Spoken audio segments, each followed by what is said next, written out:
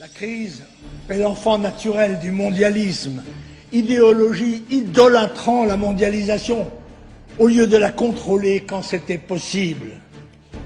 Les apprentis sorciers qui ont le projet de détruire les nations pour construire le rêve cauchemardesque du village global, l'utopie d'un monde égalitaire, mais où tout de même il y aurait des gens plus ou moins égaux, sans différence de race, mais il y en aurait quand même qui auraient le droit de se maintenir dans leur intégrité, tandis que d'autres seraient vivement engagés à se métisser, sans différence de sexe, ni de religion, ni finalement d'opinion, tous étant contraints, y compris par la loi et sous menace de sanctions pénales, de croire à la vulgate antiraciste et de se soumettre à la pensée unique.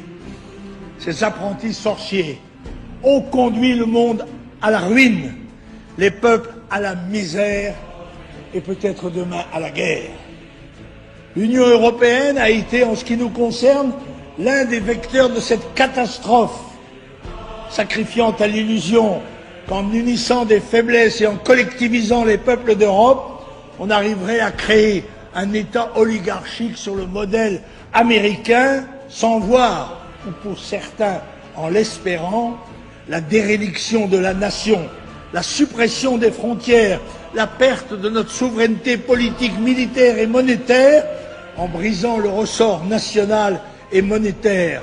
Le vertige de la décadence s'est emparé des esprits, et d'abord de ceux qui les gouvernent, élite corrompue et dominée par la dictature de la pensée unique.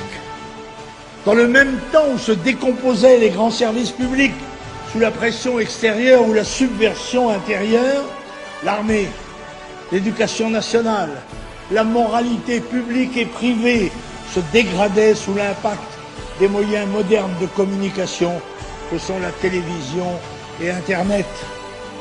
On va ainsi détruire nos traditions locales, culturelles, culinaires, notre façon de vivre pour mieux nous préparer au grand métissage internationaliste afin d'être identiques en tout point du globe et nous satisfaire des standards de consommation fournis par le nouvel ordre mondial. Fini les fromages au lait cru réputés impropres à la consommation. Fini le droit imprescriptible de chasse, car les bobos triomphent à Bruxelles. C'est là une véritable opération de subversion révolutionnaire. Les temps qui viennent s'annoncent difficiles. Des réductions déchirantes de niveau de vie sont inéluctables si l'on continue la politique suivie depuis 25 ans par la gauche et la droite confondues. La politique de suppression pure et simple de nos frontières physiques, commerciales, migratoires, sanitaires et internationales. Cette politique de suppression de nos frontières, cette politique d'intégration mondiale de la France, elle n'est pas tombée du ciel. C'est l'Europe qui l'a mise en œuvre, c'est l'Union européenne. C'est pour cela que nous l'appelons euromondialiste. Cette politique qui a fait des preuves de sa nocivité, de sa dangerosité, les Français l'ont refusée le 29 mars 2005 en disant massivement non au référendum sur la Constitution européenne, alors que l'immense majorité des politiciens appelaient contre nous à voter oui. La société de consommation et de loisirs a explosé. La recherche de nouveaux marchés a poussé à la mondialisation des économies qui s'est accélérée sous l'impulsion des multinationales. Il fallait donc démanteler les frontières économiques pour augmenter la satisfaction des besoins, pour abêtir les peuples par la publicité et le nivellement par le bas au service exclusif des spéculateurs internationaux. La classe politique a défendu et promu cette Europe monde, ouverte à tous les vents du dumping monétaire, fiscal et social des pays à bas coût de travail. Après la création d'un marché commun sans frontières, le projet de l'Union européenne consiste désormais à instaurer une dictature bureaucratique via le super-État européen. Je l'avais pressenti dès 1957, c'est pas hier matin, au début du processus, lorsque, jeune député, j'ai voté contre le traité de Rome. Oui, d'emblée, j'avais perçu les risques de dérive que ce projet portait en lui à la lecture de ses promoteurs, les Monnet, les Koudenov, Kalergi, qui rêvaient de construire les États-Unis d'Europe sur le modèle des États-Unis d'Amérique. La fondation de cette Europe passe donc par l'adoption d'une constitution ou de sa refonte sous le nom de traité de Lisbonne. Un projet qui clairement démantèle le peu qui reste aux nations pour livrer les peuples et leurs richesses au nouvel ordre mondial. Oui, mesdames et messieurs, nous subissons la dictature internationale de la consommation. Nous subissons la gouvernance globale de l'hyperclasse mondiale, cette nouvelle classe dirigeante transnationale. Bruxelles veut supprimer les nations pour aller au bout de sa logique euromondialiste. Pour cela, il faut une Europe affaiblie, ayant perdu son âme et ravalée au rang de région de consommation de masse, au sens de l'État-nation dominé par les puissances financières. Et c'est pour cela qu'il est mené une lutte implacable par l'ensemble des partis politiques contre le Front national défenseur de la nation et de la patrie française.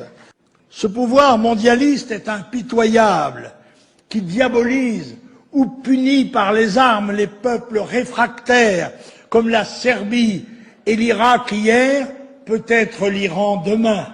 Alors, me direz-vous, que faire? D'abord, ne pas se tromper, car avant toute thérapeutique efficace, il doit y avoir un diagnostic juste.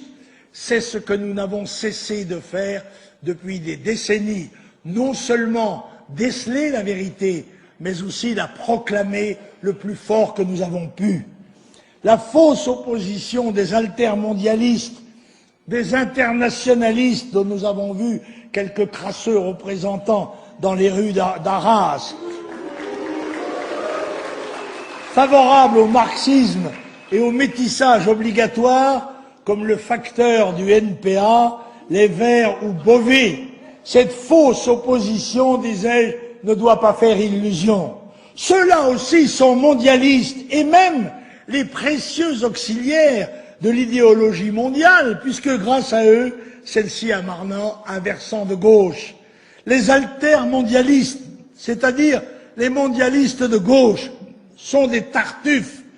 Et nous avons, nous, le devoir d'expliquer à nos compatriotes que le mondialisme est intrinsèquement pervers. Oui, nous sommes des patriotes, fiers de l'être, qui voulons sécuriser leur peuple d'abord, plutôt que de se lancer dans des aventures folles dont la course ne peut mener qu'au chaos.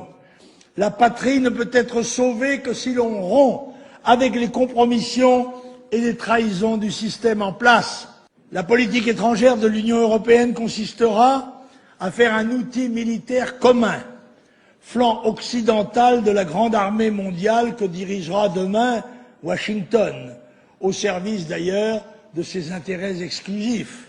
Nous ne voulons pas d'une Europe cheval de Troie des fonds d'investissement anglo-saxons. Ensemble, barrons la route aux banksters et autres requins de la finance internationale.